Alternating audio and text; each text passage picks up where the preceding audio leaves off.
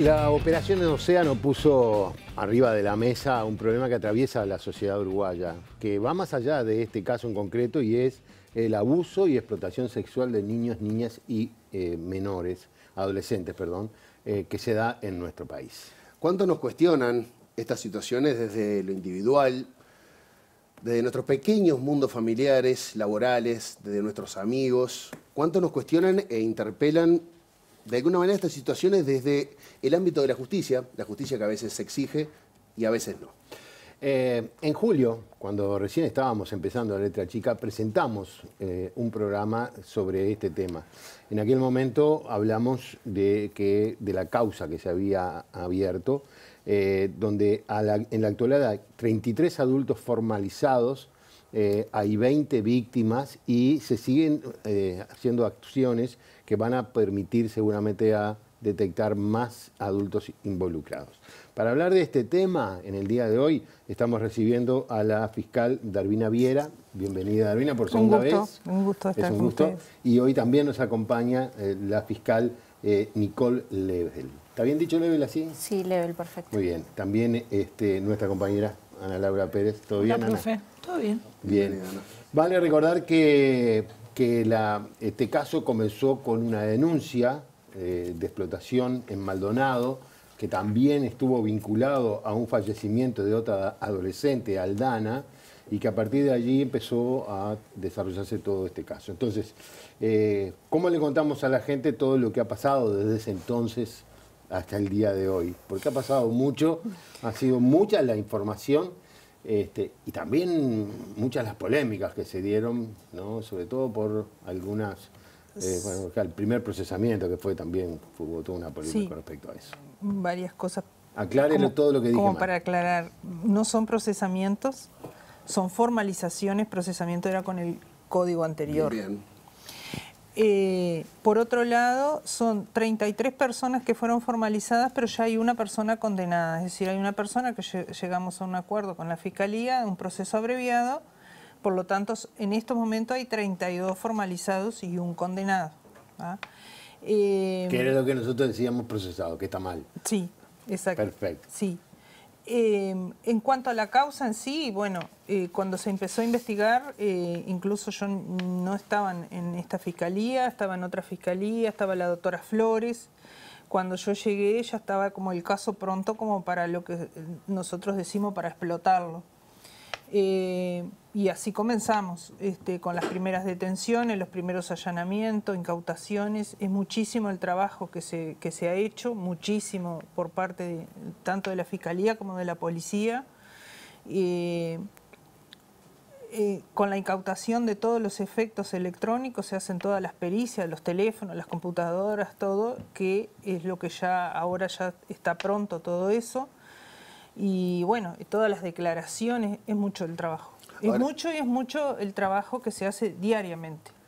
Ahora, para las dos, hemos seguido el caso en los medios. Sí. Y provoca cierta indignación. Muchas veces uno se termina enojando con abogados, defensores. Estoy hablando, cuando digo uno, me refiero a un televidente o a alguien que está por fuera y ve que hay un tipo defendiendo a un explotador de menores.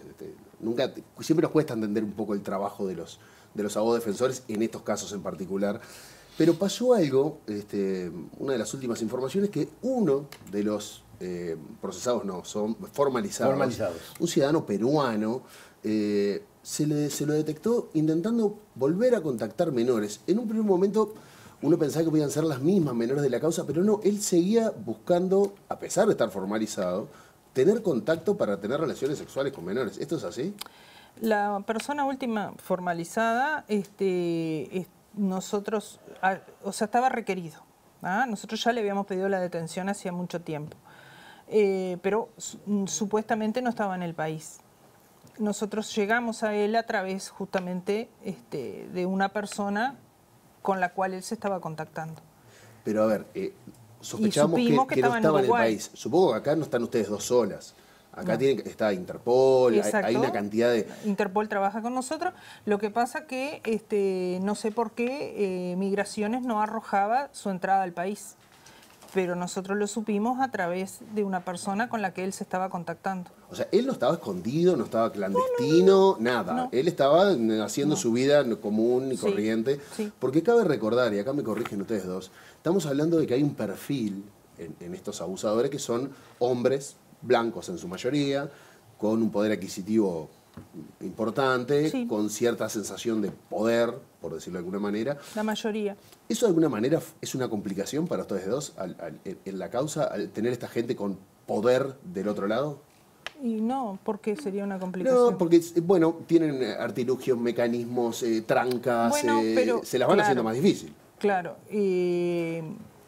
Eso, digo, en cualquier caso puede pasar. En este caso pasan que hay determinadas estrategias que tienen los abogados o un grupo de abogados de la otra parte. Digo que la Fiscalía vive contestando recursos, escritos, etcétera. Si fueran gente con otro nivel adquisitivo, si fueran pobres los imputados, estarían presos hoy, ¿no? ¿Por qué? Porque esta discusión de que hay una justicia para ricos y para pobres, seguramente vimos abogados de primera línea contratados La Fiscalía trata a todas las personas por igual. No, ustedes sí, pero me estoy hablando... Pero en el caso del juzgado, es decir, la Fiscalía pide, por ejemplo, la prisión preventiva o medidas. En este caso particular, hubo un caso que la Fiscalía pidió la prisión preventiva y hasta ahora está cumpliendo prisión preventiva la mujer persona. Era, ¿no? No. ¿Una de las formalizadas no era una mujer? Sí, pero no es la mujer la bien. que está con prisión preventiva. Es un hombre.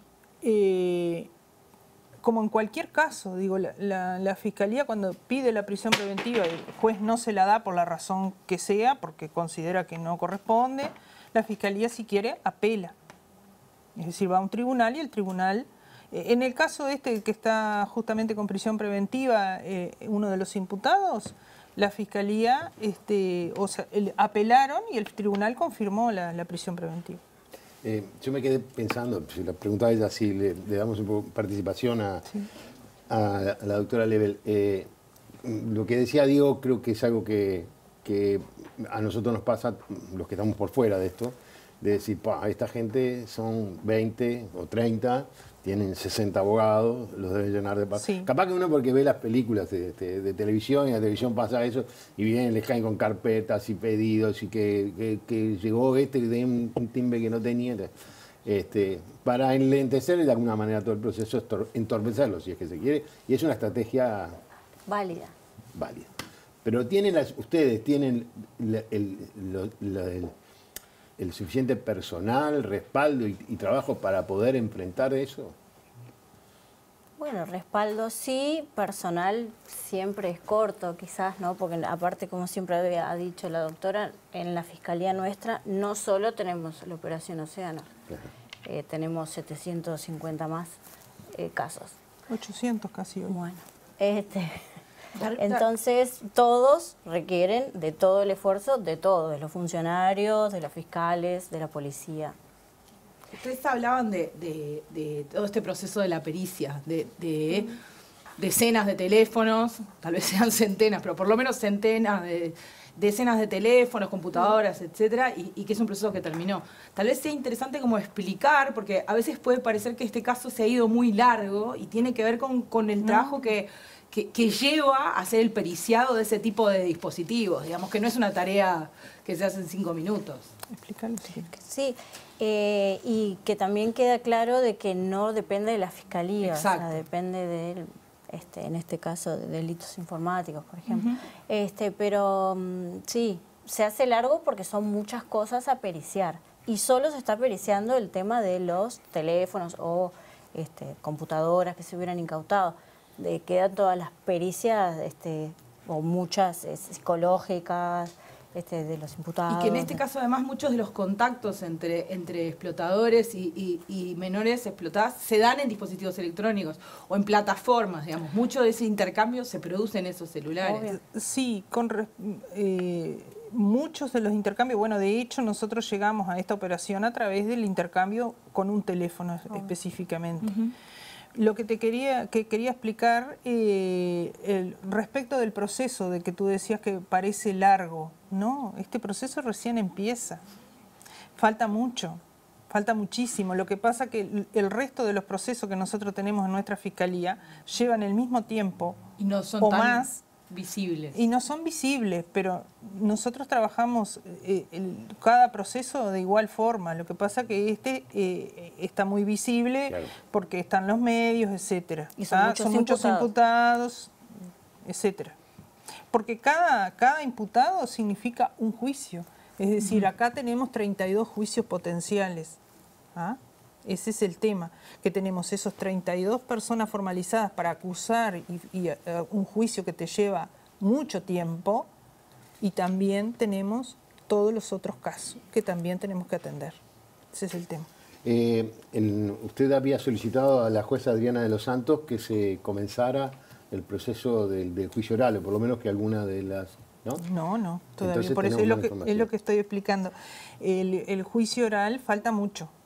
Primero, estamos en la etapa intermedia, formalizados, etapa intermedia de recoger todas las evidencias que restan recoger y que surgen después de la formalización, Sí, claro, más, prueba anticipada más era. los pedidos de la defensa, las pruebas anticipadas, Claro. exactamente, que forman parte después del juicio, y después recién pasamos a la etapa de la acusación. Después de la acusación viene la contestación de la contraparte, y después recién pasamos a la etapa del juicio. O sea, lo que se había pedido entonces era esa Prueba anticipada. anticipada. Que esa prueba anticipada después se reproduce en juicio. en el juicio. Y ahora, Y eso ya, perdona, Sí. ¿y se logró eso? No, todavía no. Todavía Es decir, hemos pedido de varias víctimas y bueno, estamos en etapa de proceso de esa prueba anticipada. Hasta ahora hablamos de abogados, de las dos fiscales, de procesos largos, tediosos, una cantidad de pruebas. ¿Qué pasa con las víctimas hoy? ¿Cuáles son las vulnerabilidades que hoy pueden estar pasando esas víctimas que denunciaron? ¿Y cuál es Sin el rol que duda. juegan sus familias? O sea, ¿están siendo contenidas de alguna manera por el Estado? ¿En qué proceso están la parte de las víctimas hoy? Como lo he dicho muchas veces, a la Fiscalía siempre, a cada unidad fiscal, acompaña mucho, y más en estos casos de tantas víctimas y víctimas muy vulnerables, la unidad de víctimas de la Fiscalía. La unidad de víctimas es quien apoya y contiene a esas víctimas, a su familia, es decir, está en permanente contacto con las víctimas, mucho más que nosotros.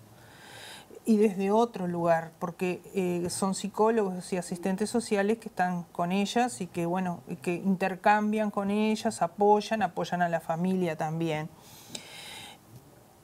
En este caso hay muchas víctimas que están muy vulnerables, muchas víctimas, o varias víctimas de este caso. Otras víctimas están mejor, pero ¿Qué hay tipo muchas de vulnerabilidades sienten ustedes?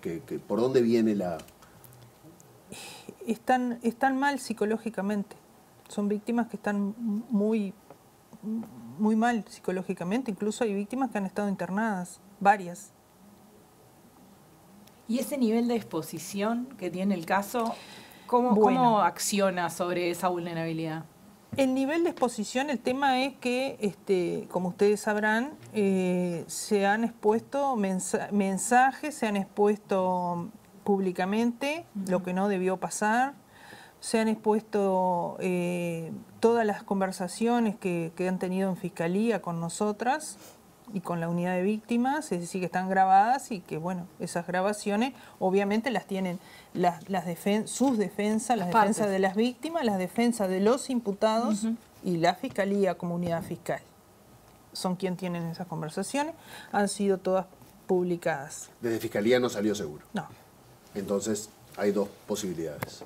Ahora, ¿cuál es su postura de las dos en cuanto, porque estamos hablando de información sensible que le puede afectar psicológicamente a las víctimas, en cuanto al acceso al legajo completo de la investigación que piden las defensas de los imputados, y qué ocasionaría tener este acceso para las víctimas? O sea, que supieran, ¿pasaría algo con eso? Los imputados ya accedieron sí, al legajo completo de Fiscalía. Ya hace mucho tiempo que ¿Y eso accedieron. no les puede complicar a ustedes? Ellos referían a acceder al legajo completo de Fiscalía cuando faltaban lo de las pericias y Sí. todo, que nos pretendían apurar con las pericias. Las pericias se van haciendo en tiempo y forma y en el tiempo que la policía no tiene que estar exclusivamente al servicio de nuestro caso Océano tenemos todos los otros casos que también necesitan pericia y las otras fiscalías, las otras unidades fiscales también tienen el mismo derecho. Tanto las unidades fiscales de delitos sexuales, de homicidio, Interpol trabaja para todo el país. Para todo el país.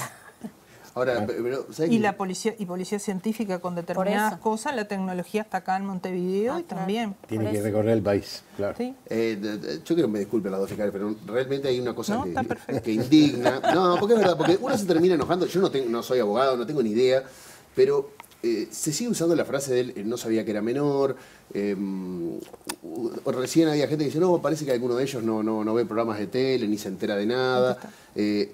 Después nosotros, si bien no estuvo bien, pero los televidentes accedieron a los chats, con la ordinariedad que tenían esos chats. Después el tipo alegando que como no sabía que era menor, eso de alguna manera lo eximía de culpa. Eso genera mucha bronca. De verdad genera... ¿Esto de alguna manera toca a las víctimas, a la fiscalía? ¿Cómo toma la opinión pública?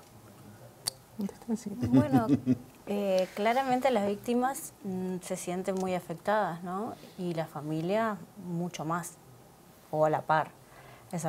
Que sus hijas se expongan o las expongan a eso, a su vez claramente entorpece a nosotros que ellas quieran otras víctimas que no se acercaban a la fiscalía y quizás esto hace realmente que no se acerquen porque va a ser... Las aleja. Las aleja.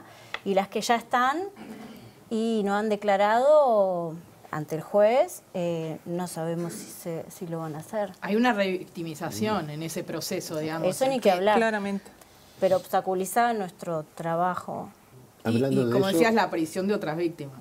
Porque si lo que me pasa cuando denuncio es que me exponen a ese grado a mí y a mi familia... Exactamente. Sí, exacto. Pero más allá de eso, jurídicamente lo que tú decís de que indigna, de que digan que no sabían que eran menores, son estrategias de la defensa para tratar de desvirtuar lo que dice Fiscalía. Pero no es contraproducente, porque a mí lo que me provoca es ganas de ir a agarrar el pescuezo. O sea, no me Sí, provoca bueno, es un nada. argumento jurídico, ¿no? Claro, no es un argumento jurídico el mío, pero... Claro. No, pero es verdad. Pero son argumentos, igual que, hay imputados que dicen, por ejemplo, que tenían una amistad. ¿Está? Bueno, son estrategias que después la Fiscalía sabrá cómo desvirtuarlas en el juicio, que es lo que importa. Bien. Ustedes recién decían de que esta situación de lo que las pruebas que se había, todo lo que se había aparecido podía generar de alguna manera que alguien que pudiera hacer denuncias se presentara. Cuando el caso empezó se abrió una línea de ayuda y se duplicaron la cantidad de denuncias, creo. ¿Eso sigue funcionando? No sé si se duplicaron, pero sí llegaron a través de ese teléfono varias víctimas. Vamos a recordar el 091-507-531. Sí, ese teléfono ahora estaba para varones carnaval y otros parecidos. Pero a través del teléfono llegaron, sí, varias víctimas, sí. Ahora, la sociedad, de alguna manera, lo charlamos antes de arrancar el programa, quedó un poco dividida frente a este delito. No parejo, por suerte, porque hubo voces que afirmaron, ¿pero qué querés si las gurisas estas están regaladas? ¿Cómo le va a decir algo si estos tipos la estaban ayudando? Que era gente necesitada y el tipo les daba una mano. Para ustedes y para las víctimas, supongo que escuchar esas voces debe ser por lo menos doloroso. No, nosotros lo tomamos, como nuestro trabajo, pero más allá de eso, yo creo que el caso ya ganó. Porque el caso se puso en la opinión pública y por lo menos está arriba de la mesa. La sociedad lo está hablando, porque este tema era un tema que las chiquilinas están expuestas, esto, lo otro. Era un tema como que se ponía totalmente la culpa en la víctima. Es decir, la víctima pasaba a ser victimario y para parte de la sociedad aún hoy lo es. Pero creo que logramos que el tema se pusiera arriba de la mesa. ¿Pero por el tema en sí o por la tema característica de la de las personas que fueron denunciadas? ¿Cómo? No entiendo. Claro, digo, por el tema en sí de la explotación o el tema quedó se expuso mucho más por las características de las Los personas acusados. denunciadas, las acusadas. No, el tema de la explotación en sí, al ser un caso que tomó notoriedad pública, con tantos imputados, las características del caso en sí, yo creo que se logró ponerlo arriba de la mesa al tema de la explotación, que a mí me parece que gran parte de la sociedad no veía a estas chiquilinas como víctimas. Eso es verdad. Que es lo que decía recién Diego, ¿no? O sea, la idea de bueno, algo hicieron, ¿no? Y por eso está que a veces, muchas veces nos preguntan, ¿y dónde están los padres? ¿Y qué hacían? ¿Y esas chiquilinas que estaban en la calle? ¿Qué así? ¿Qué asá? Están dando cuenta de lo que la sociedad opina. Pero también creo que el hablarlo sirvió para entender conceptos de explotación, Quizás para sí. entender conceptos Sí. de que, o sea, para bajar a tierra una cantidad de cosas que las damos por supuesto que las sabíamos y no teníamos idea de ¿Por lo que qué se estábamos usa el hablando. término explotación y no prostitución? por ejemplo? Claramente porque Exacto. es un adolescente y hay una mercantilización del cuerpo. No hay una se decisión está- consciente de, digamos, usar ese cuerpo. No, exacto. Y ustedes hablaban de un montón de otros casos que también tienen que atender. ¿Qué pasa con todos esos casos? ¿Hay suficiente capacidad para atender todos esos casos? Imposible. Imposible. ¿Qué se hace con eso? Imposible. Un caso te lleva muchas horas de trabajo, mucho tiempo, pedir pericias. 800 casos dijiste. Sí. Sí, no sé exactamente si hay 800, pero... Bueno, 700 y pico. Más de Vamos a ver. 700. 750 había seguro hace unos cuantos días ya, así que debemos de estar rondando los 800. ¿Sí? Estamos todas las fiscalías más o menos parecido, pero a su vez nosotros también tenemos otros juicios. Es decir, dentro de esos 800 casos de que estamos mencionando, tenemos casos que ya están en juicio, en proceso por ir a juicio ya, porque ya están acusadas las personas prontamente, y preparar un juicio, si lo querés preparar bien, ¿no? Te lleva mucho tiempo. Mucho tiempo porque hay que ¿cuántos preparar fiscales? todas las instancias del juicio. ¿Cuántos fiscales trabajan con ustedes en la fiscalía? En la fiscalía somos 4. 4.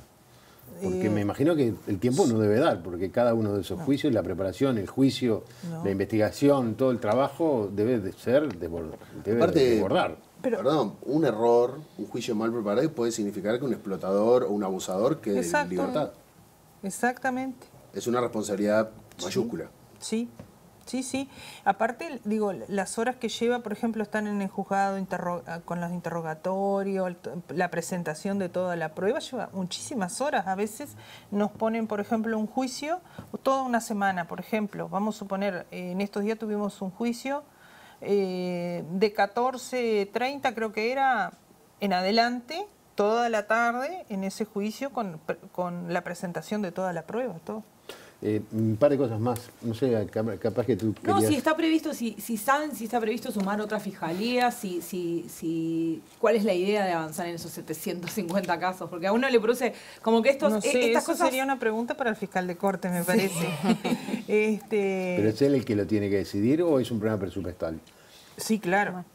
Además, porque Además, creo que claro. Puede tener la voluntad, pero no hay dinero. una unidad Exacto. fiscal, o tiene que sacar de otro lado, o crearse una unidad fiscal, que me parece que en este momento parecería que no es posible.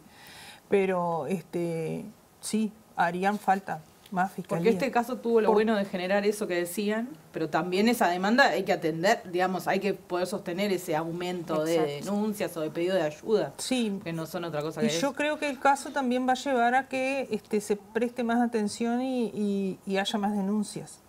De hecho, yo tengo conocimiento que en el interior del país, en estos momentos, hay un caso bastante importante que va a salir a la luz próximamente. Hablando de salida de la luz, ¿cómo se sintieron con los medios? ¿Cómo vieron el papel de los medios en la difusión de todo este caso? En general, bien, muy bien, muy bien. Yo personalmente tengo muy buena relación con la mayoría de los medios, muy bien. Y ese caso que decías que va a salir a la luz. No veo por qué la sonrisa. No, porque... Porque ahora que dejaste picando la de que va a salir un caso a la luz, todos queremos saber por dónde viene el caso que va a salir a la luz.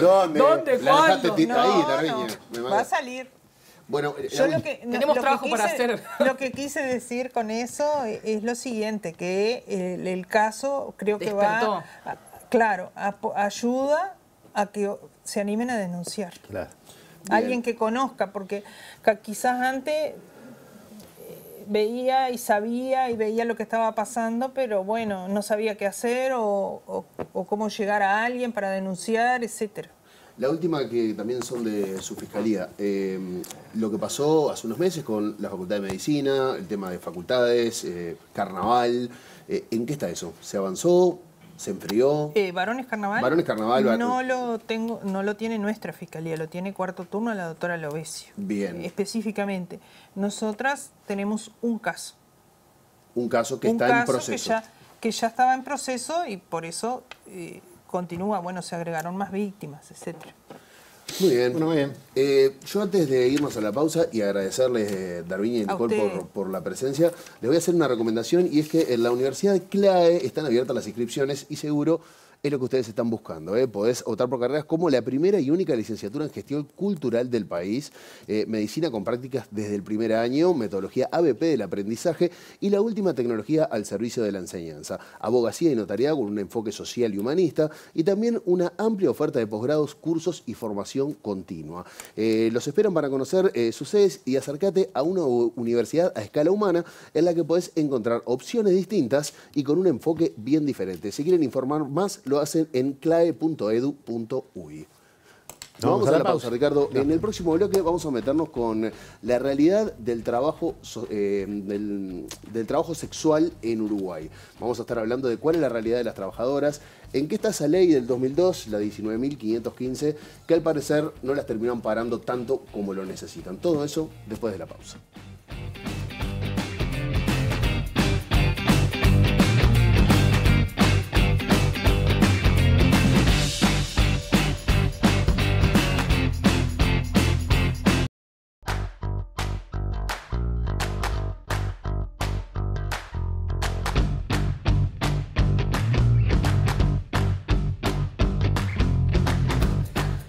El trabajo sexual en Uruguay está regulado desde el año 2002. Sin embargo, la reglamentación o la regulación no trajo mejoras considerables para las trabajadoras sexuales. Más bien benefició a los propietarios de, entre otros lugares, las whiskerías.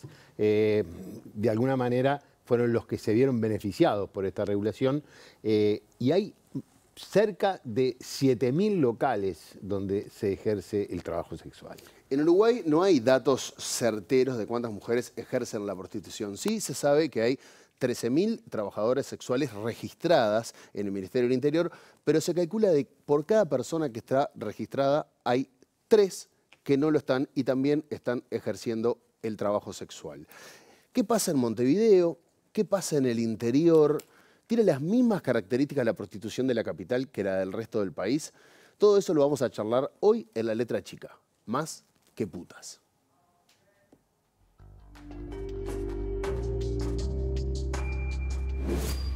Las personas que ejercen el trabajo sexual en Montevideo son en su inmensa mayoría mujeres y en gran medida jóvenes. Se concentran en los municipios B y C, según datos del diagnóstico sobre trabajo sexual en la capital, elaborado por la Asociación Civil El Paso y promovido por la Intendencia de Montevideo. Lo primero y más que nada es que son mujeres, ¿no? Esto que ya se sabe, que se sabe por otras investigaciones anteriores también, pero bueno, lo seguimos reiterando. La mayoría de las situaciones de servicio sexual ofertado son de mujeres trans o de mujeres cis. Es una población muy joven, ¿no? Sin duda el 90% son mujeres cis, hay un 12% que son mujeres trans y hay un 11% que son varones. Mujeres jóvenes, el mayor porcentaje está entre los 21 y los 25 años, muy jóvenes, pero también hay un porcentaje que empieza a los 18 años. El 92% de las trabajadoras sexuales quieren cambiar de trabajo y no pueden, y casi la mitad estuvo expuesta a situaciones de violencia y que son víctimas de discriminación en diversos ámbitos. El trabajo sexual es apto para algún tipo de mujer en determinado tiempo de la vida. El resto de las acciones que la perpetúan dentro de esa labor viene por parte de la sociedad. Tenemos tres realidades concretas. La realidad concreta es de las ciudades grandes, como vendrían a ser Montevideo, las grandes urbes, las grandes capitales, de las ciudades no tan grandes y del interior profundo. Tenemos espacios en Montevideo, en las casas de masaje, en las que las compañeras tienen que dejar la mitad del producto de su trabajo al dueño de la casa. Este diagnóstico fue en Montevideo, pero de todas maneras me gustaría decir que también hay muchas mujeres que se tienen que ir y se van al interior. Y a veces se van al interior en periodos así, ¿no? O de viernes a miércoles, 4 o 5 días y después vuelven a sus casas. Y que esa es la manera que a ellas les puede rendir económicamente este trabajo, ¿no? Entonces es muy difícil la situación de los hijos e hijas de estas mujeres. Y encontramos efectivamente que muchas personas que ejercen o que viven hoy del trabajo sexual fueron violentadas en su niñez y su adolescencia, ya sea a través de violencia sexual, de abuso sexual o de explotación sexual. Se estima que unas 50.000 personas ejercen la prostitución y por lo tanto el Estado debería generar políticas públicas que den soluciones a esta actividad para que sea dignificada y protegida. El tener una línea de trabajo en relación al trabajo sexual en Montevideo, que tome como insumo este diagnóstico y sus recomendaciones. Que además la violencia institucional, espero que en algún momento se empiece a cortar y también espero que en un momento las políticas públicas busquen alternativas para las mujeres, que antes de pensar en optar por el trabajo sexual tengan otras opciones. Todo el tiempo se nos victimiza, se busca que nos victimicemos porque es como una forma de decir, bueno, está haciendo el trabajo, ejerciendo el trabajo sexual, pero pobrecita, no lo eligen, porque no podemos las mujeres hablar de nuestra sexualidad libremente, que el trabajo sexual también está muy estigmatizado. ¿Por qué se nos dice putas? Porque nos salimos de esa norma que tiene que ser una mujer, que es la mujer en la casa, cuidando a los hijos y siendo perfecta y dándole placer al hombre, solo por el matrimonio o por lo que dice la sociedad. Cuando nos salimos de esas normas somos putas. Aprendí que la mayoría de los problemas que tenemos las mujeres trabajadoras sexuales, ¿saben qué? Son los mismos que tienen el resto de todas las mujeres trabajadoras, por haber nacido en esta sociedad machista y patriarcal. Prostituirnos, nos prostituimos todos. Hay quienes prostituyen sus ideales, hay quienes prostituyen sus empleos y hay quienes prostituimos nuestro cuerpo. Ahora, dignificarlo a través del ejercicio del trabajo sexual implica un clic dentro de las mismas personas que ejercen el trabajo sexual.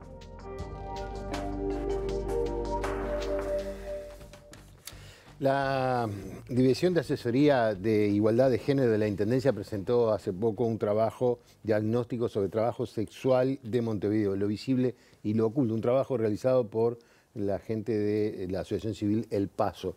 Nos acompaña hoy Natalia Guido Bono, bienvenida. Muchas gracias. Integrante de la sociedad que desarrolló este trabajo.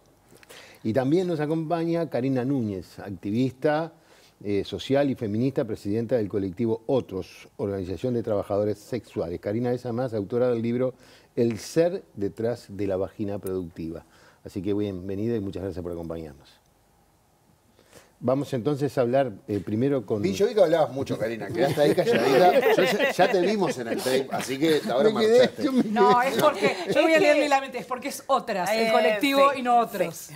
No, pero aparte porque como que los veo todos los días y es como muy, bueno, un gustazo primero estar acá. Bueno, y muchas gracias es como muy impactante verlos de carne. Somos mucho más lindos en persona, lo que pasa es lo que tenemos. Bueno, Karina, bienvenida. Muy gracias. Ana, antes de ir al estudio, ¿te parece si podemos hacer una breve historia del tema prostitución en Uruguay? Sí, capaz que es interesante comentar un poco cómo fue el proceso en Uruguay. Uruguay es de los primeros países en regular el trabajo sexual. De hecho, si bien ha habido impulsos y frenos, digamos, de regulacionismo y de abolicionismo a lo largo de la historia del Uruguay, el primer intento regulador del trabajo sexual data de fines de 1882. Entonces, en realidad, Uruguay siempre fue pionero en tratar de dignificar o en algún punto también nace del control, ese regulacionismo en algún punto.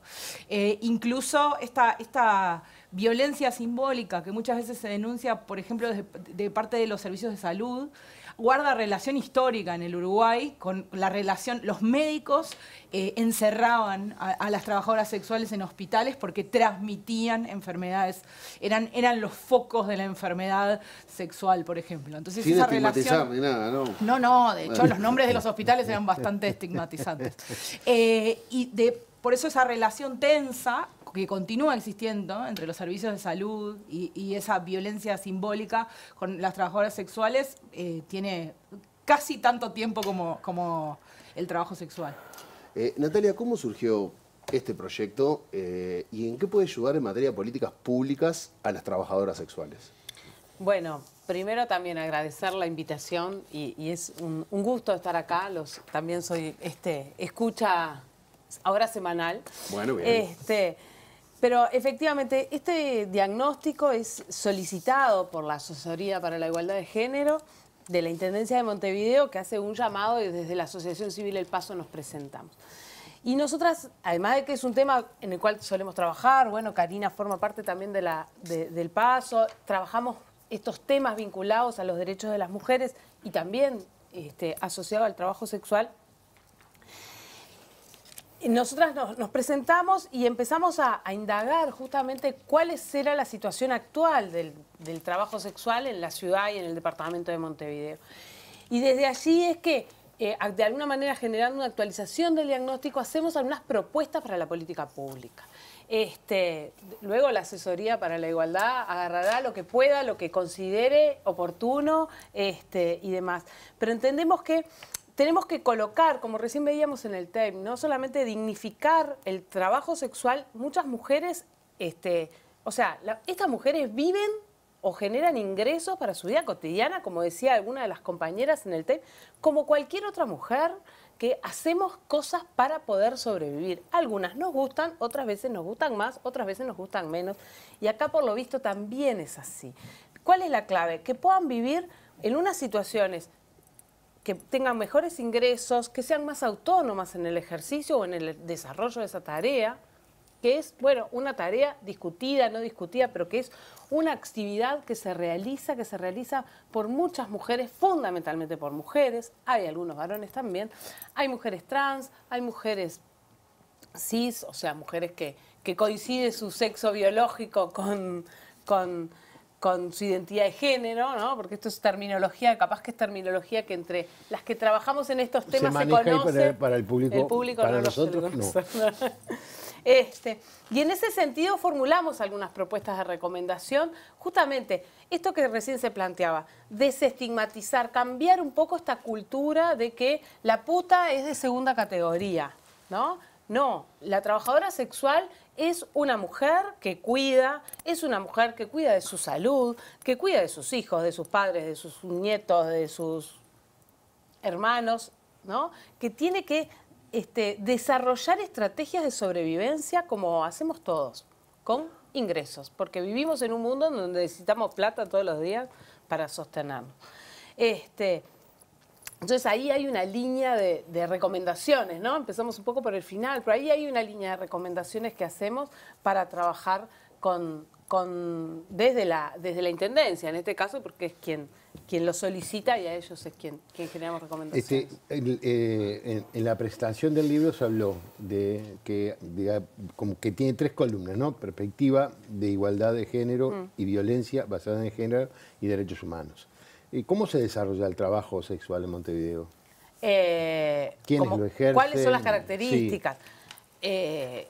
Volvemos a reafirmar lo que veíamos, ¿no? Lo que ya veíamos desde otros estudios, incluso algunos estudios, como vos lo planteabas, que tienen, que indagan a principios del siglo pasado, ¿no? Son mujeres de todas las edades, pero que están concentradas en la juventud.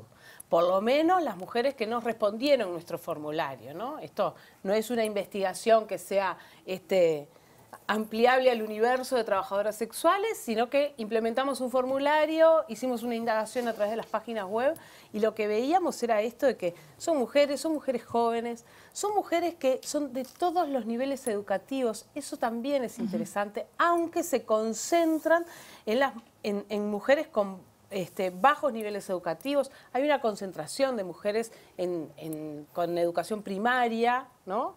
Pero también tenemos, recuerdo, hay un 7% de mujeres de las que respondieron que tienen nivel universitario. Eso también habla de que los que están del otro lado, que son los que muchas veces no vemos, que son los clientes que consumen, o sea, que pagan por sexo, también son de todos los niveles socioculturales, ¿no? Y socioeducativos. Y niveles económicos. Hay ricos, hay medianos y hay pobres, ¿no? Esto también tenemos que empezar a verlo. Yo quería hacerte una pregunta a vos, Karina. Vos le pusiste en tu libro carne a muchas de esas historias, ¿no? O sea, esa idea, entiendo e interpreto que parte del sentido del libro, al menos para mí, es esa idea de justamente de salir de ese lugar de la puta como una cosa general y mostrar personas que tienen familias, que tienen historias. ¿Vos sentís que eso también inspira estas investigaciones? ¿Cómo ves ese rol desde tu lugar? Bien, yo lo veo que esto es un paso importantísimo, ¿no? Porque primero es el primer trabajo que se hace con la mirada de las trabajadoras sexuales en primer plano. Igual considero que esto era un trabajo que precisaban ellas para saber un poco más de nosotras, porque esto no es lo que nosotras precisamos. ¿tá? Pero como son ellas, las mujeres en los lugares de espacio de decisión, las que inciden sobre nuestra vida, ¿no? Era necesario que ellas tengan más información sobre nosotras. Y esto las aproxima un poco más a las realidades. ¿va? Y con una perspectiva sobre todo desde el derecho humano, desde el cuidado, desde el sí aceptar de que si yo te digo que esto es así, no tomes en cuenta y no que escribas no desde la teoría de no sé quién que vive en no sé dónde, esto debería de ser así, no. Si la compañera percibe que ella es trabajadora sexual porque cuida de su salud sexual y no ha contraído ninguna infección de transmisión sexual, por eso se considera una sujeta valedera, entonces eso tomalo y verificalo, porque desde su punto, dignificarse, está desde ahí y no desde el simple hecho de reconocer de que es digna solo por haber nacido. Entonces, esto va a ir abriendo camino y esto va a ir dando oportunidades, va a ir dando tantas oportunidades que va a llegar un momento que estos tipos de informes los escribamos nosotras desde los tacones y no tengan que ellas venir a hablar por nosotras. ¿De quién hablas cuando hablas de ellas? De las compañeras del Paso. Ah, bien, bien. Está. Claro. Y las que hicieron el estudio. Sí. Pero sí, lo hicimos con ellas. No, está bien, está bien. No, acá hay varias ellas. Sí. Y unas ellas son Karina y Florencia, que integraron el equipo técnico. Cuando nosotros decimos que el diagnóstico, que esa es la recomendación de la asesoría. Pero te digo una cosa. Vos vas a la Biblioteca Nacional y ponés trabajo sexual, tesis, hay 64 tesis. Con las que colaboré y en las que aparece mi nombre, porque hay otras que se recibieron y ni siquiera fueron capaces de poner que el trabajo lo hicieron conmigo.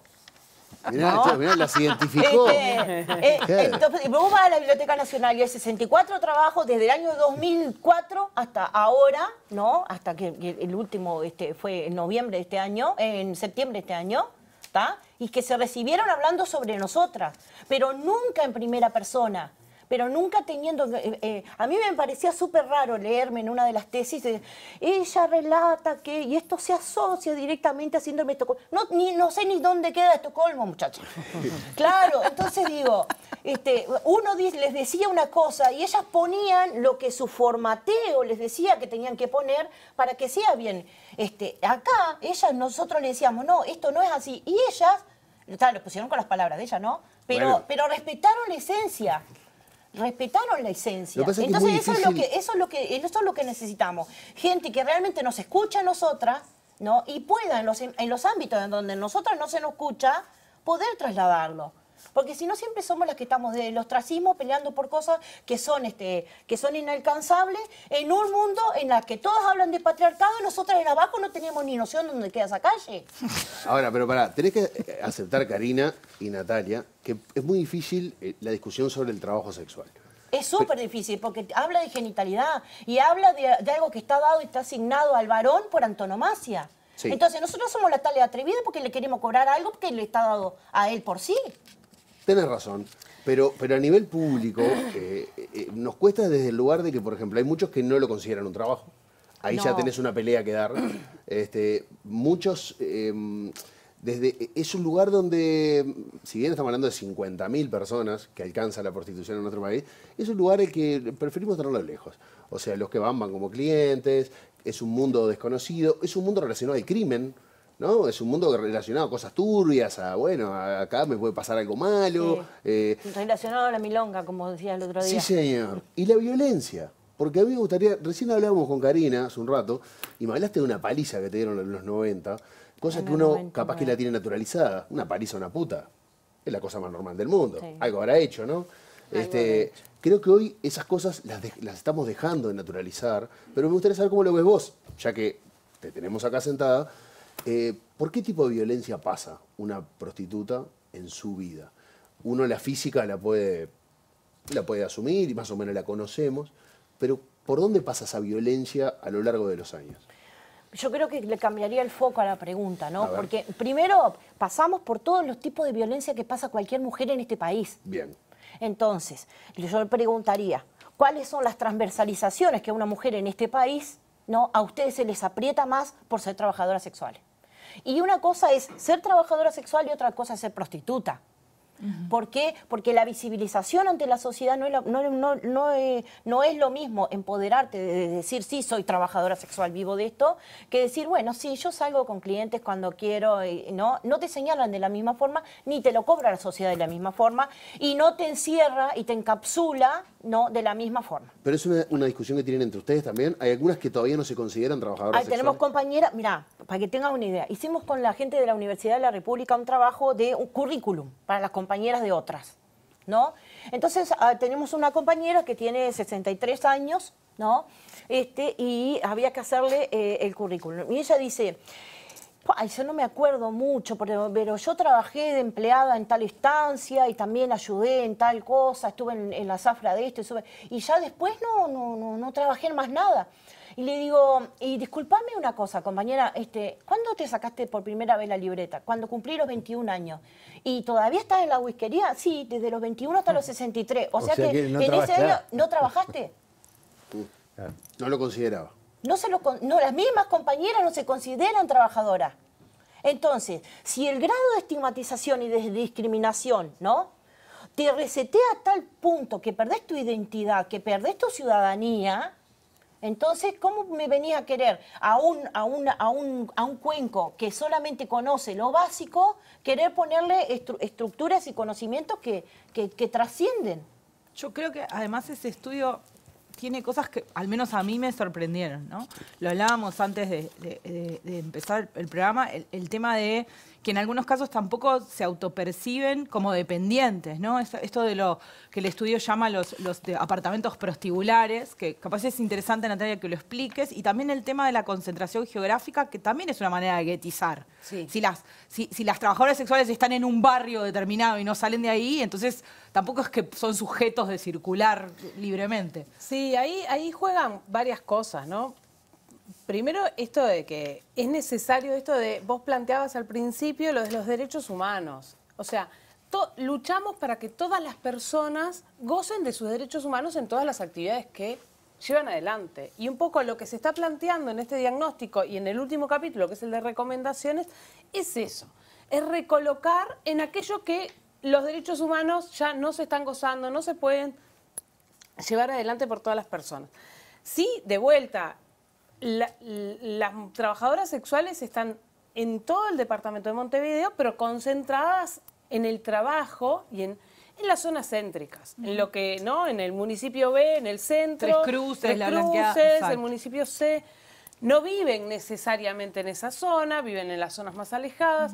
¿Por qué se da esto? Y se da esto porque es donde circula la gente. Claro. Es porque donde circulan los varones, que son los que consumen. Hay una cuestión que tiene que ver, que no me gusta definirlo así, pero que tiene que ver con la oferta y la demanda. Sí, claro. Y es la oferta y la demanda de este sistema en el que estamos. Pero con respecto a los apartamentos estos, que uno Eso- puede llegar a suponer que, bueno, es una chica que tiene su Eso está apartamento. fuera de la ley, primero. A Eso ver. está fuera de la ley, primero. ¿No es legal? No es legal. La ley 19.515 no habilita la oferta de servicios sexuales en apartamentos. ¿Y cuánto saben las prostitutas, las trabajadoras sexuales, sobre esta ley? ¿Están informadas? ¿Sienten que hay real conocimiento sobre sus derechos en esta ley en particular? No. Nosotros hicimos un trabajo en el Hospital Maciel con trabajadoras que trabajan en espacios cerrados y no tenían conocimiento de la ley y no les interesa tampoco. No sé, no tienen conocimiento de la ley. Y esto que vos planteabas de los apartamentos, son mecanismos, a ver, también hay muchísimos prostíbulos y whiskerías que tampoco forman parte de la normativa, no están regulados, o sea, no Los están dentro de los karaoke, registros, los karaoke, las páginas web, casas de masajes, etcétera. Y en la revisión de páginas web encontramos muchísimas situaciones que se definen como apartamentos, que después las trabajadoras sexuales a las que entrevistamos lo reconfirman, como apartamentos individuales y no son parte de la autonomía, que es lo que vos planteabas hace un rato, ¿no? No, porque uno suponía que era una chica que tenía su apartamento que decía, bueno, me voy a dedicar al trabajo sexual, recibo a los hombres en mi apartamento. Porque si eso pasara y Esa es fuera la clave. sola, si eso pasara y fuera sola, va el Ministerio de Trabajo, te encaja una multa, hasta se te queda hasta con la alfombra. Más allá de eso, o sea, esa cuestión de hasta dónde hay autonomía, y creo que la clave es esa, ¿no? Que sea y es de alguna manera las recomendaciones hacia lo que van es a promover la autonomía de las mujeres, aquellas que van a continuar en el servicio sexual, ofertando servicio sexual para desarrollar su vida cotidiana, para generar ingresos, que lo puedan seguir realizando, pero cada vez con mayores niveles de autonomía. Reduccionismo. Ahí hay una cosa... Sí, Ese perdón. concepto que ella plantea es bien importante, porque en esta dicotomía de el abolicionismo y el regulacionismo, porque es el Uruguay, somos regulacionistas, está avalado, ese concepto y el abolicionismo es a veces perseguimos a las trabajadoras sexuales. Correcto. O las dejamos solas. O las dejamos solas. Sí. Entonces, ni una ni la otra, sino protejamos una situación para que no sean vulneradas. Y ahí es el planteo de reducir el daño. Sí. Reducir el daño, generar acciones para que sean menos los daños de esas mujeres, que puedan negociar con el cliente qué condiciones de trabajo van a tener. Acá hay un capítulo que es lo que las mujeres niegan a qué acciones dentro de la relación sexual se niegan a hacer. Y ahora, ¿qué rol juegan? Va para Karina. Supongo que el fiolo de los 80, de los 90, del 2000, voy a usar una palabra rara, evolucionó de alguna manera. ¿Cómo es el concepto del fiolo hoy? ¿Existe la figura, el cafillo? Bueno, te voy a agregar a eso. ¿Y cómo es la relación con la autoridad, con la policía? Porque en definitiva lo que siempre se hablaba y se dijo era que los proxenetas podían ejercer esa función porque tenían acuerdos con la policía que no protegían a las mujeres. Bien, acá tenemos una disyuntiva. No todas las cosas malas que le pasan a las trabajadoras sexuales vienen de parte de la policía. Si bien a veces son los clientes. Es un alto número, en realidad es el Estado. El mayor problema que tenemos las trabajadoras sexuales en Uruguay es el Estado. Ir al médico también, por ejemplo. Es el Estado, el mayor problema que tenemos. ¿Ah? Entonces, si el Estado no es protector, es vulnerador. Entonces, nosotros no tenemos un Estado protector. Tenemos un Estado proxeneta. ¿Ah? Segundo, lo de la... No sé cómo le dicen ahora, fiolo. Fiolo, cafillo, 840, café con leche. ¿Cómo? Café con leche. Esa nueva, no la tenía. Sí, esa es de allá del pueblo, pero está. Después te cuento las otras. Como es si bien se han modificado las formas de permanencia en los mercados, se han enfracado más. Ahora ya no es aquel que se notaba de lejos que era un fiolo, ¿no? Ahora ya son como más ejecutivos. ¿no? Bien. Y se lo podría confundir con un hombre de negocios. sí, como un universitario de la Facultad de Derecho. Bueno, ¿no? pero me refiero al estereotipo que tenemos del traje, de... El dueño de apartamentos, por ejemplo. El dueño del apartamento, o el que tiene, o el que no está en el clearing. Bien. Entonces, cambió la postura. También cambiaron las formas de conectarse entre ellos. Porque antes un solo fiolo podía tener 3 o 4 mujeres, ¿no? Y ahora la forma de llegada y de estadía de las mujeres a su lado no es por el deseo sexual, sino por la droga. Entonces puede llegar a tener 15 o 20. ¿No? Una bolsita te da para una noche de 10 mujeres. Entonces, dependiendo cuánto sea lo que comercialice, es la cantidad de mujeres que tiene bajo su poder. También lo que acotaron son los tiempos de permanencia de las relaciones de esas personas. ¿Por qué? Porque un fiolo antes podía llegar a tener la forma que lo mantenía, lo hablo de la época de mi madre, ¿no? La forma en que las mantenían era embarazándolas. Ahora estos ya se modernizaron y saben que si las embarazan, ¿no? terminan eligiendo a los hijos y saliendo del poder de ellos. Entonces no las embarazan, las agarran por otros lados. Y los tiempos de permanencia que las tienen, antes podían llegar a morir junto a ellas. Ahora son lo máximo de 2 años, máximo a 3, dependiendo si la compañera está muy bien y genera buena plata, o qué tanto no pueda llegar a dominarla con la droga. Porque cuando se hacen demasiado demandantes y te sale mucho más cara mantenerle la nariz que el local, entonces las empiezan a descartar y aparecen como tandas de mujeres por sobredosis en las emergencias de los diferentes nosocomios, que son solo gurisas fáciles que no saben qué les pasó en una noche de En el estudio, Natalia, vos lo decías al principio, son jóvenes, ¿no? Hay como una franja joven. Entonces uno lo mira y se pregunta cómo es la vejez de una trabajadora sexual. ¿Dónde están las trabajadoras sexuales cuando envejecen? Porque no aparecen en el informe. Y cómo es la vida, eso que vos, me resonaba eso que decías, Karina, de cuando ya no sirven, ¿no? Cuando ya no generan negocio, ¿a dónde van? ¿Dónde están? ¿Quién las ayuda? O por lo menos no están tan visibles. Exacto. Porque también esto tiene que ver, este estudio, indagamos mucho en la visibilidad que hay, ¿no? Hay muchas que llegamos que realmente respondieron un formulario en plena pandemia por web, porque hoy los celulares no lo habilitan.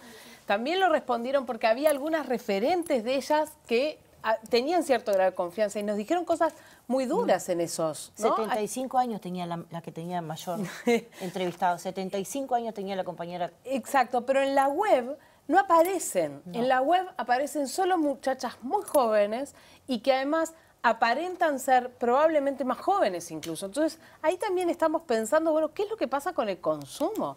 Quienes consumen, quienes compran estos servicios, quieren comprar cada vez gurisas más jóvenes. Hay algo, ahí hay un juego. Bueno, venimos de un primer bloque del programa tenebroso, ¿no? O sea, exactamente. Muchas veces, además, la entrada al trabajo sexual es por la puerta de la explotación sexual. Por la puerta de la explotación, ¿no? Es por la puerta de la explotación y eso es algo que se viene reiterando. ¿Y con la adicción qué pasa? Porque estaba hablando ahora del tema droga, que bueno, obviamente, no sé, esa cosa que es una tontería, no, porque labura más, si está dura toda la noche, labura más, labura mejor. Ahí me parece que hay, capaz que, hay un doble juego, ¿no? Quienes ingresan al trabajo sexual para poder consumir y quienes ya consumen y después por eso ingresan. Exacto. Me parece que hay un juego de los dos lados, ¿no? ¿Es nuevo esto, Recuerdo Karina, una entrevista que planteaban... Es visible ahora últimamente. Pero ya en los estudios de principio de siglo se hablaba de la cocaína, ¿no? Los estudios de Ivette Rochón hablaban de la cocaína a principios del 900, ¿no? De cómo corría la cocaína en los prostíbulos de la calle Brecha. En las propuestas hay algo que hable de cómo salir de... Y la otra cosa que quería comentar, el estudio es montevideano, ¿y qué relación hay con el interior? ¿Cómo es el interior? ¿Se asemejan a algo? Habrá que seguir haciendo estudios, ¿no? Primero eso. Ella plantea a veces, ustedes tienen que entender cómo es que... Sí, es cierto, pero tenemos que investigar y dar evidencia investigación social, evidenciar socialmente, para ponerlo en este tipo de palabras, porque es la sociedad en la que estamos. Porque ella lo precisa, Porque, no nosotros. Porque Lo que pasa es que la realidad de ustedes es colocar... laboral, Karina. Yo creo que capaz que una política pública que va a terminar repercutiendo en beneficios para ustedes tiene que entrar por este lado. Sí, sí, yo lo recontraentiendo. Pero a mí me interesa que mis compañeras lo sepan. Claro. Porque en realidad yo no hablo para ustedes, yo hablo para que mis compañeras cuando me vean luego sepan que no me mimeticé con ellas todavía. Bien, todavía. Porque claro, yo prostituyo mi cuerpo, pero no mis ideales. Porque sí, pasa siempre. Porque pasa siempre y pasó en los discursos de las mujeres anteriores que fueron llevadas. Terminaron llevando las agendas de las que saben todo, ¿no? Y postergando las agendas de las compañeras a la esquina. ¿Tá? Entonces, yo tengo claro que como mis generaciones anteriores, mi lugar único de terminar va a ser en la esquina. ¿Ah? Entonces, esto que está acá es un recreíto para mí. ¿Ah? Entonces, mientras esté acá, voy a ver en qué podemos contribuir. Pero, ¿qué es lo que pasa? Es tan grande el mercado y ahora se está polisaturando de mujeres que lamentablemente con esta crisis económica, porque a mí no me vengan con el cobicho, eso es una pantalla, con la crisis económica, gente desempleada, tenemos compañeras que hacía más de 10 años que habían dejado de laburar y ahora se han tenido que entrar a parar de vuelta, a calzarse los tacones y a pararse de vuelta, ¿no? Porque las circunstancias lo ameritan, pero el mercado de consumo, los consumidores, los solicitantes de servicios sexuales no son los mismos de hace 10 años que ellas trabajaban. Entonces se enfrentan con una realidad que no es la de ella. Y ni que decirle a aquellas mujeres, madres, jefas de familia, que perdieron su soporte, se perdieron su laburo, tienen gurises para criar y que durante su vida de intimidad como mujeres de bien casadas, vivieron parejas con relaciones sexualmente violentas, están a solamente un recibo de luz o un pago de alquiler de aceptar que cualquiera de estos venga y le diga, bueno, toma 2.000 pesos y vamos un ratito. Eso que ella plantea esto de la falta de autonomía para lograr modificar o cambiar, o ser más autónoma o modificar y trabajar en otras cosas, ¿no? Entonces, una de las propuestas que nosotros generamos tiene que ver con eso. Y Karina y Florencia hacían mucho hincapié en esto de que la salida del trabajo sexual de quienes quieran salir o no volver a ingresar, tiene que ser lenta, pausada y como en todo movimiento en las vidas cotidianas de las personas, tienen que ir fortaleciéndose por múltiples acciones. Entonces, por ahí vienen algunas de las propuestas, ¿no? Pensando en generar mayores autonomías. Ahora, esto de la evidencia, la necesidad de evidencia social de muchos de los temas, es en este tema y es en otro montón de temas, no es solamente en el trabajo sexual. Karina, les hago la última. ¿Sabes que recién te noté hablando del aumento del consumo? En plena crisis hay una necesidad de contratar servicio sexual. ¿Qué pasa con el cliente? ¿Se le dice cliente? Sí, hay dos formas, clientes y solicitantes. Muy bien. ¿Qué pasa con los clientes o con los solicitantes? Para vos, internamente, hay cierto, capaz que rencor no es la palabra, ¿te parece que está bien lo que hace el cliente o el solicitante al ir a buscar prostitución, trabajo sexual? Y él hace lo que el patriarcado le ha dicho que... Pero vos, ¿qué pensás de ese cliente? Y bueno, yo muchas cosas no tengo para decir porque yo he vivido de ello toda mi vida hasta ahora, ¿no? Así que bueno, he tenido la suerte que he podido negociar y salir ilesan mucho de cosas que otras compañeras no han podido hacer. Pero hay una cosa que me pasa ahora que lo comento como cómico, pero es tragicómico, pero me ha tocado ver muchos clientes que han tenido que pasar a ser ofertantes de servicios sexuales. Mira. Sí, así que bueno, en esa realidad no encontramos. Pero nosotros tenemos una cosa que se dice no defiendo al cliente de trabajo sexual, no lo defiendo, porque en realidad la creación del cliente de trabajo sexual viene dada de una práctica para acentuar el machismo.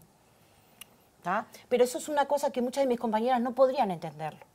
Entonces yo no me voy a ir a meter con lo que efectivamente le va a llevar el plato de comida a la mesa del día a día a mi compañera, ¿no? Contra algo que sale de un libro que seguramente ninguna de nosotras vayamos a poder leer. ¿tá? Entonces, yo lo que digo es que lo que nosotros tenemos que hacer, una trabajadora que es profesional, tiene clientes de trabajo sexual, que son las personas que consensuan con nosotras las prácticas, saben que quien pone las normas somos nosotras, ¿tá? Y eso lleva a un proceso de empoderamiento de la compañera. Estamos hablando de compañeras que estén en proceso de libertad en el ejercicio de trabajo sexual y de sobriedad, o sea, que no pasen por ningún tipo de consumo problemático, ¿no? Que somos solamente de las 13.000, cerca de 2.000, 2.500. Porque somos las viejas.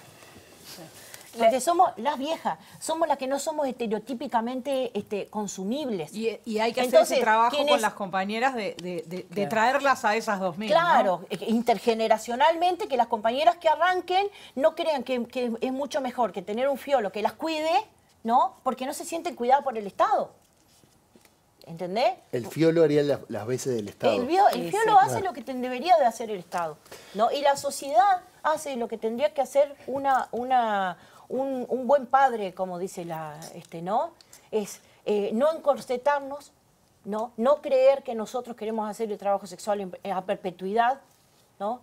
Y que al momento de salir, según el estudio que dice, la mayoría entre los 35 y los 40 años ya quieren salir del ejercicio de trabajo sexual, pero no es lo mismo ser una persona vulnerable, ¿no? Que está en una situación de vulnerabilidad, en situación de calle, que la emprolijá y la mandá a pedirle la changa para limpiarte, ¿no? Y se la da, que no es lo mismo que vos estés en el pueblo, salgas de la whiskería, te emprolije y vayas y pregunté y le diga, doña, ¿no me da para limpiarle la casa? No, porque lo primero que van a pensar es que le querés abrir una sucursal de quilombo a la casa y no te quieren dar al laburo. Entonces, nosotras no somos vulnerables, nosotras somos vulneradas. Natalia, ¿alguna cosa para terminar? No, me queda la pregunta de si efectivamente es una necesidad contratar servicios sexuales. Y ahí es donde está lo que plantea Karina, de que hay una matriz masculina, de que cuando tiene el desenfreno sexual, tiene que descargar. Como los perros. Como los perros. Tiene que descargar. Entonces ahí es donde me parece que también podemos, con este tipo de estudios también, repensarlo desde ese lugar, dónde está la sexualidad masculina y femenina, dónde está la sexualidad y cómo se ejecuta a nivel de la sociedad. Cómo en general la oferta es femenina y la demanda es masculina. Exacto. Claro, pero aparte de desestigmatizar más a los sexólogos y a los psicólogos, ¿tá? Porque a nosotros adentro llega una etapa que les sale más cara una oreja nuestra que una relación sexual.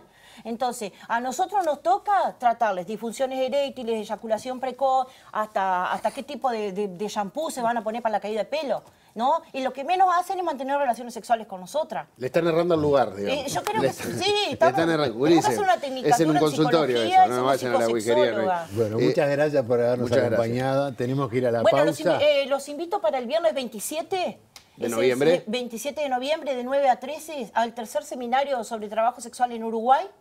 Y el segundo Congreso Nacional de Trabajadoras Sexuales, donde vamos a firmar nuestra acta fundacional en el PCNT. Bueno, felicitaciones.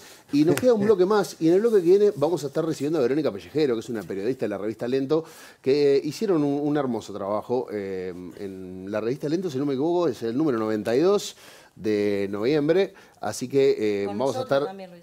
Esta no fue de las que te dejó afuera de las... otras. Ah, bien. No. Así que de todo esto hablamos en el cierre de La Letra Chica. Ya venimos.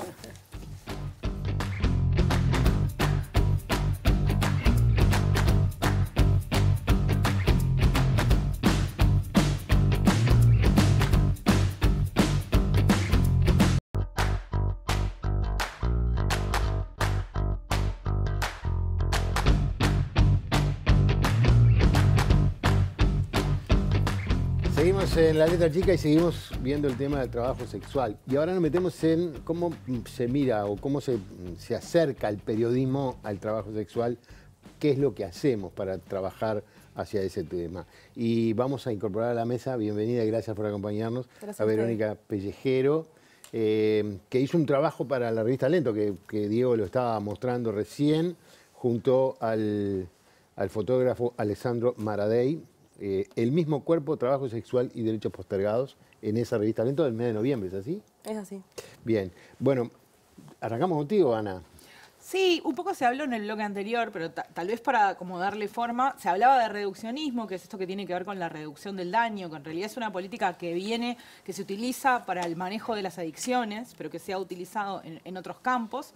Y también lo que también abordamos de alguna manera, se dio hasta en el propio debate, es esto que se da en la interna de los movimientos feministas, ¿no? Que es este debate sobre el abolicionismo versus el regulacionismo, digamos, ¿no? En algunos sectores del movimiento feminista en Uruguay, en realidad somos de raíz regulacionista y en general este debate, si bien se da, no se da de una manera tan intensa como, por ejemplo, quienes nos ven pueden haber visto en Argentina. Pero digamos que hay ciertas teorías o tesis dentro del feminismo que lo que dicen es que la prostitución y el trabajo, digamos que no hay que utilizar el término trabajo sexual, que la prostitución no es un trabajo, que es diferente a otro tipo de trabajos y que no tiene las mismas características que la opresión que se da, la relación de opresión que se da entre un trabajador y un patrón o un cliente. Y hay otros grupos, digamos, que creen de otra forma que hay que regularlo, que más allá, en algunos casos creen que sí, que es un trabajo, que se ejerce con autonomía, que en los casos donde de verdad se da autonomía existe la posibilidad de esa autonomía, y en otros casos no están tan convencidas de eso, pero lo que sí dicen es esto que hablábamos al principio, y es si no lo regulamos, lo que hacemos es condenar a esas mujeres a situaciones de mucho riesgo, de violencia, de un montón de cosas. Entonces, eso es un poco la situación actual. Verónica, vos escribiste en este número de la revista Lento, lo voy a leer textual, dice: en estas mujeres conviven historias de abuso y de maternidades duras y en soledad, pero también de lucha, sublevación y superación. Sus hijos son su motor. Coexisten en la sociedad de forma ambigua, como madres de día y como prostitutas de noche. Así se autoperciben. ¿Cómo fue acercarse a la realidad del trabajo sexual o la prostitución en Uruguay? Bueno, en primer lugar, contar que a mí me empezó a interesar un poco este tema, o por lo menos me lo empecé a cuestionar a partir de que empecé justamente a asistir a encuentros feministas, ¿no? Tanto nacionales como internacionales, sobre todo internacionales, y allí me empecé a dar cuenta que los debates o los talleres donde se trabajaba el tema del trabajo sexual eran los más polémicos, a los que asistían más personas, los que estaban más picados. Entonces empecé a introducirme un poco en el tema y empecé a cuestionarme yo como feminista qué pensaba al respecto del trabajo sexual, ¿no? Todavía no tengo una postura clara, pero pensé que lo mejor para indagarlo podía ser abordarlo desde el punto de vista periodístico y hablarlo con las protagonistas de esto, que son las trabajadoras sexuales. Este trabajo, además de ser sobre el trabajo sexual, es sobre cómo ellas viven su maternidad, ¿no? Y eso también fue un acercamiento muy complejo, porque yo también soy madre, entonces como que sus historias, si tuvieron oportunidad de leer el trabajo, son muy desgarradoras en ese sentido, y está tan dividido socialmente, culturalmente, el rol de la madre con respecto al rol de la trabajadora sexual, que unir esas dos cosas y empezar a indagar sobre las trabajadoras sexuales como madres arrojó luz para mí, a mi forma de ver, humildemente lo creo, sobre esta temática que es las trabajadoras sexuales vistas desde el punto de vista de su maternidad, porque algo que resulta antagónico en el punto de vista social, como la maternidad, por un lado, la madre, ¿no? la pura, intocable, que cumple el rol social asignado por el patriarcado a determinado tipo de mujer, se encuentra con su antagónico, que es la prostituta, que también tiene un rol, es un rol asignado por el patriarcado de la mujer, pero que es antagónico y complementario al de la maternidad, ¿no? Que vos lo abordás con esto del día y la noche también, ¿no? Es que ellas lo entienden así. Cuando yo las entrevistaba con respecto a su maternidad, me encontraba con frases como... ¿Se disocian? Sí, por supuesto. O sea, lo que ellas me decían es, si vos me ves cuando llego acá es la whiskería, no me reconoces, soy una madre cualquiera. Cuando vengo acá me disfrazo o me pongo el uniforme como la mujer que trabaja en una fábrica de pasta se pone la cofia. Entonces, la maternidad implica una parte de su vida en la que ellas sienten que cumplen determinado mandato social que es bien visto, porque digo, la mujer madre es algo que es bien visto, y lo otro que está más ensombrecido, de lo que no se sienten orgullosas, aunque tampoco se sienten avergonzadas, porque muchas veces ahí es donde entra el tema de la sublevación, ¿no? que yo no sé si diría sublevación, pero sí de cuando plantean, a mí nadie me viene a golpear la puerta para darme un plato de comida, nadie me ayuda con mis hijos, viven sus maternidades en soledad, a veces sostienen una casa con varios hijos, a su madre, a sus hermanos, entonces evidentemente conseguir el sustento para poder mantener ese hogar, saberse jefas de hogar, saber que tienen esa responsabilidad, tampoco le genera vergüenza, digamos, o se siente mal de poder conseguir un sustento como cualquier otra mujer mediante este mecanismo. Pero sí disocian su maternidad de esto. Ahora, en las entrevistas hay algunas historias que son del interior del país, varias, en particular la de Cintia, que es de Rivera, de Minas de Corrales, contó como a los 16 años, con explotación, se metió en el mundo de la prostitución y sentía algún tipo de culpa porque tenía que dejar a sus hijos solos mucho rato, no se sintió una madre presente para alguno de sus hijos. Ahora, esto le pasa a casi todas las madres que nos pueden estar mirando. Los sentimientos de maternidad, más allá de la profesión que están ejerciendo en este momento, son casi los mismos. Supongo que está el componente sexual, que es el que marca la diferencia. ¿Lo notaste? ¿Qué notaste cuando hablabas específicamente de maternidad? Porque los dolores, la mayoría son dolores que cualquier mamá joven puede estar pasando por tener que dedicar mucho tiempo a su trabajo y no estar tan presente como quisiera. Sí, ante todo quiero aclarar que el trabajo tampoco tenía como objetivo idealizar la maternidad, porque también está llena de contradicciones, ¿no? Ni sacralizarla, pero ellas perciben la maternidad. O sea, cuando vos les hablas de sus hijos, cuando vos les preguntás sobre sus hijos, ya les cambia la cara, ya les cambia el gesto, y es otra cosa. Ellas se sienten orgullosas de poder ser madres y sostener un hogar y poder alimentar a sus hijos, muchas veces también de poder sostener un hogar con varios hijos, ¿no? Y sí tienen como ese cuestionamiento de estar presentes, que claro, lo que pasa es que vos decías lo que le pasa a una madre cualquiera, pero por ejemplo en el caso de Cintia, ella se iba a trabajar a veces varios meses a Buenos Aires, o a veces ella vivía en Brasil y cuando venía a Rivera se ausentaba varias semanas. De hecho, después ella me terminó contando que este hijo lo terminaron matando en Brasil. Entonces, también son maternidades que son dolorosas porque cualquier madre soltera lo va a poder entender. No es fácil subsistir en maternidades que estás en completa soledad y que además tenés que cargar con el estigma social. Es muy complicado, que tenés que trabajar de noche muchas veces, eso no es fácil. Entonces está... Vos recién decías que ya te contaba que si vos me ves cuando llego a la whiskería, no soy una madre común y corriente. Esa realidad que es muy montevideana, en el interior es lo mismo, porque me da la sensación como que la ciudad puede esconder a la hora que sale de la whiskería o a la hora que entra a la whiskería, y que de repente el interior no lo puede esconder, o sea, está en la whiskería. Creo que no recuerdo quién decía hoy que vas a golpear la puerta para pedir un trabajo y no... Karina lo decía antes. O sea, ¿es igual la realidad de las del interior que las chicas de Montevideo?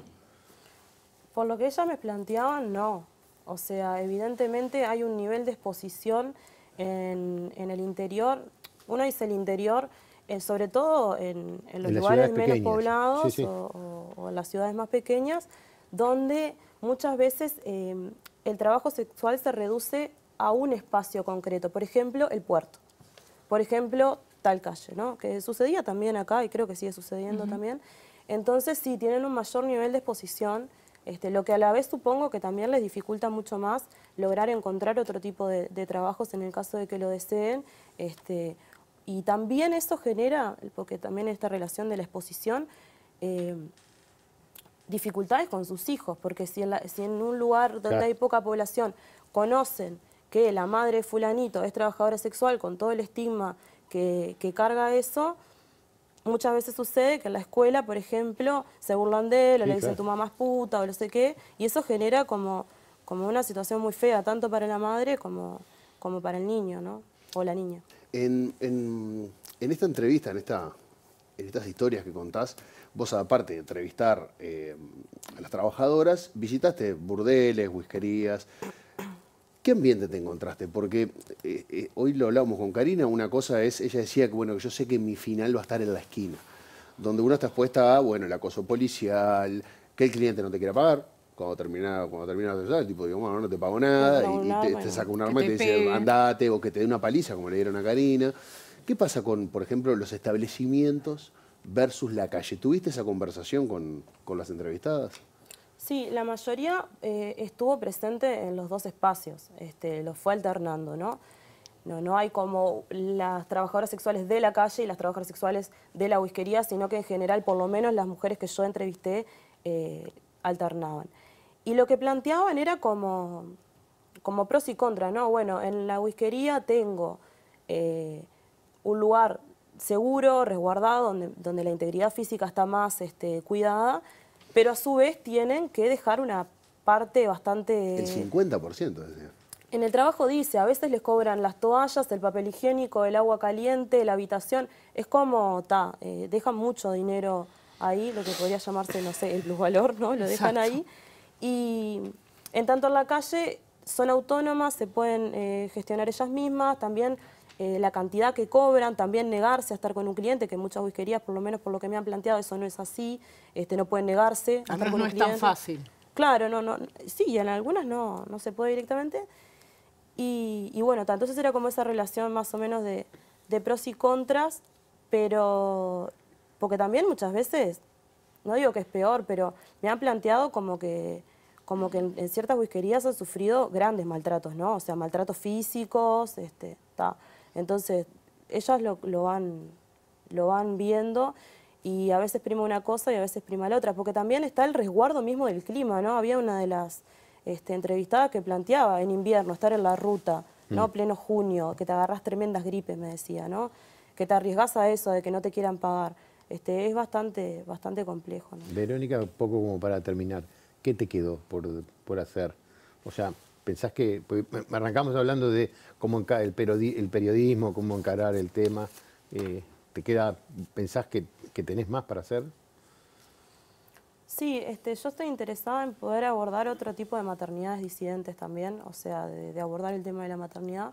Una pregunta que me quedó sin responder de lo que me planteabas tú, era este tema de qué me generó a mí, ¿no? O sea, para mí fue un impacto tremendo, o sea, evidentemente yo nunca había ido a una whiskería y cuando fui no me di cuenta, pero el impacto fue tan grande que fui un jueves y les dije a las muchachas, las vengo a entrevistar el sábado, a hacer otras entrevistas y no volví en 2 años, porque se ve que me generó tal impacto ese ambiente que era positivo dentro de todo, ¿no? O sea, que no vi violencia ni nada de eso. ¿Por qué te encontraste? ¿Un ambiente con música? ¿Un ambiente como de seducción? Era muy extraño, porque por un lado, cuando vos entrabas, estaba lleno de espejos y la campanita que sonaba, pero cuando yo fui a la cocina a entrevistar a las muchachas, la cocina estaba llena de imágenes infantiles, ¿no? Fotos de niños. No, Winnie the Pooh, Tiger, o sea, como cosas de Disney, y me chocó un montón porque nunca me lo hubiera esperado, entonces es un impacto muy grande. Yo lo que pretendía con este trabajo, que a veces lo he discutido con otras personas porque se malinterpreta, no es mostrar mi opinión sobre el tema, sino generar insumos para que la gente a nivel de su subjetividad pueda interpelarse sobre qué es lo que piensa sobre estos sujetos sociales, ¿no? Sobre en concreto las trabajadoras sexuales y la situación en la que viven y cómo viven sus maternidades, y también pensar en ellas como madres. A mí me tocó hacer una nota en la pandemia y estas mujeres pasaron horrible, o sea, como cualquier trabajador informal, pero además con el estigma, siendo jefas de hogar, con pila de hijos a cargo, se quedaron de la noche al día sin trabajo y tuvieron meses que tenían que pasar por las verdulerías a pedir fruta picada para hacerlo licuado a sus hijos porque no tenían ningún recurso. Entonces está bueno que cuando la gente piensa en estas personas también piensa en lo que hay detrás y lo que les cuesta llevar adelante sus vidas, ¿no? Bueno, si les parece, voy a hacer una pequeña lectura de esta nota para despedirnos. Porque les repito que el próximo 27 de noviembre en la mañana se va a hacer la segunda edición del seminario sobre trabajo sexual que hace el PIT-CNT. Y les voy a contar un pedacito nada más. Les recomiendo que consigan la revista Lente y que la lean entera. Marisol habla rápido. Es la historia de Marisol. Como si hubiera contado muchas veces lo mismo. Es bajita, morocha y corpulenta. Desde niña tiene una vida difícil. Su padre golpea a su madre y su hermana mató a un hombre dentro de su casa. Esos 2 acontecimientos marcaron su vida, pero más aún, el haber sido violada a los 11 años. Además, su madre no le creyó y la echó de su casa por puta. se la entregó a su padre para que se hiciera cargo. Marisol es una de las historias que están en la revista Lento y es una de las historias que hablan sobre el trabajo sexual en nuestro país. Verónica, muchísimas gracias por habernos acompañado. No, muchísimas gracias a ustedes por haberme invitado. Muchas gracias. Ana, nos vemos en el Nos veremos. jueves o el martes de la otra semana. Algún Ya día. sabremos. Y nosotros el jueves vamos a hablar de algo divertido, por lo menos. Interesante. Bueno. Y nos vamos a pelear. Porque vamos a estar hablando de la patria. ¿Y por qué no vamos a pelear? Seguramente no estemos de acuerdo en el concepto. En el Ricardo. concepto de patria, Sí. bueno. Vamos a estar hablando de patria y de todo lo que encierra ese concepto. Para nosotros y para ustedes. Así que nos vemos el jueves. Gracias por habernos acompañado.